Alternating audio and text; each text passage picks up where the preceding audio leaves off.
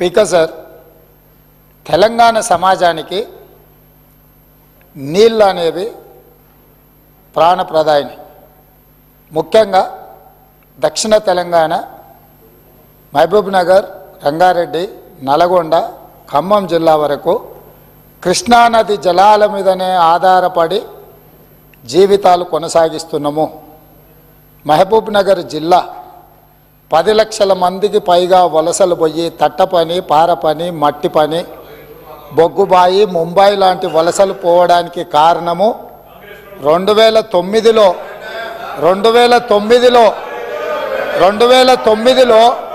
ఒక వ్యక్తి కరీంనగర్ జిల్లా ప్రజలు తరుముతే అక్కడి నుంచి పారిపోయి పాలమూరు జిల్లాకు వలస వస్తే అయ్యో పాపం వలస వచ్చిండని చెప్పి ఆదరించి ఎంపీగా గెలిపిస్తే పోయి అదే పత్తాటు పోయిండు.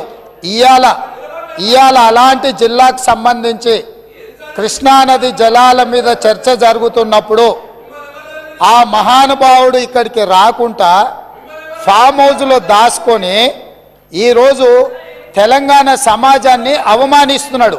ఇంతకంటే కీలకమైన అంశం ఈ తెలంగాణ సమాజంలో ఏమైనా ఉందా అధ్యక్ష? మీరు చెప్పండి. మీరు కూడా వికారాబాద్ జిల్లా కరువు ప్రాంతం నుంచి వచ్చిండ్రు కదా. ఇంత కీలకమైన చర్చ జరుగుతున్నప్పుడు తెలంగాణ సమాజానికి వాస్తవాలు చెప్పాల్సిన, వినిపించాల్సిన అవసరం వచ్చినప్పుడు ఈ సభ మొత్తం మా సాగునీటి పారుదల శాఖ మంత్రి గారు ప్రాజెక్టులను కేంద్ర ప్రభుత్వానికి ఒప్పజెప్పేదే లేదు, కృష్ణానది జలాలలో పరివాహక ప్రాంతం ప్రకారం 68% వాటా నీళ్లు తెలంగాణకి ఇవ్వాలని ఒక ప్రత్యేక రెజల్యూషన్ మూవ్ చేసినప్పుడు హుందాగా ప్రధాన ప్రతిపక్ష నాయకుడు వచ్చి ఇక్కడ కూర్చొని ఈ తీర్మానానికి మద్దతు పలికి తెలంగాణ సమాజమంతా తెలంగాణ హక్కుల మీద, తెలంగాణ నీళ్ల మీద ఒకే మాట మీద నిలబడ్డమని ఆంధ్రప్రదేశ్ నుంచి కేంద్ర ప్రభుత్వం వరకు ఒక సందేశాన్ని పంపాల్సిన సందర్భంలో సభకు రాకుండా ఫామ్ హౌస్లో దాచుకొని ప్రజలని తప్పుదోవ పట్టించడానికి వారిని పంపించి వారు పచ్చి అబద్ధాలు మాట్లాడుతున్నారు. ఏది ఏమైనా మొన్న నేను చూసినప్పుడు ఆ కుర్చీ ఖాళీగా ఉండే ఈరోజు ఆ కుర్చీలో పెద్దలు పద్మరావు గారు కూర్చున్నారు.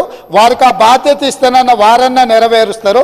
దయచేసి ప్రతిపక్ష నాయకుడిగా పద్మారావు గారు నిజమైన తెలంగాణ ఉద్యమకారుడు, తెలంగాణ కోసం కొట్లాడేటోడు. వారిలాంటి వాళ్ళని పెడితే తెలంగాణ సమాజానికి మేలవుతుంది. నేను ఒకటే చెప్పదలుచుకున్నా, ఈరోజు ఉత్తమ్ కుమార్ రెడ్డి గారు సభలో ప్రవేశపెట్టిన ఈ ప్రాజెక్టులను అప్పజెప్పేది లేదు అనేది మొదటి అంశము. పరివాహక ప్రాంతం ప్రకారం 68% నీళ్లు అంటే 551 టీఎంసీల నీళ్లు తెలంగాణకు రావాలి అని వారు తీర్మానం ప్రవేశపెట్టినరు. దానికి అనుకూలమా వ్యతిరేకమా మొదట ఆ విషయంలో స్పష్టత ఇచ్చిన తర్వాత మిగతా ఏ విషయాలైనా మాట్లాడమనుండ్రి. అంతే తప్ప ఇవాళ వాళ్ళ మాటల వల్ల, వాళ్ళ చర్యల వల్ల శత్రువులకు బలం చేకూరుతుంది. శత్రువులకు దొంగలకు సద్దిమూటం మోసే విధానం మంచిది కాదు. ఇప్పటికైనా దొంగ బుద్ధి మార్చుకొని తెలంగాణ బుద్ధి తెచ్చుకోవాలి అని చెప్పి నేను వారికి విజ్ఞప్తి చేస్తున్నా.